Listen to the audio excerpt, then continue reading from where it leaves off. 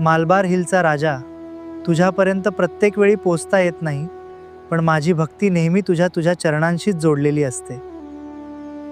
तुझ्या आगमनाने आनंदी झालो, तल्लीन होऊनी भक्तीत दंगलो.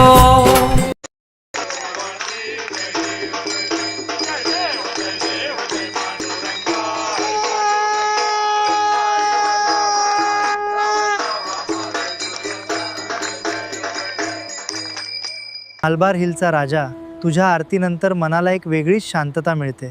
तुझं दर्शन माझ्यासाठी प्रत्येक वर्षी नव्या आशेची सुरुवात असतं. गणपती बाप्पा, हे मंगलमूर्ती, हे गणपती बाप्पा, हे मंगलमूर्ती. गणपती बाप्पा.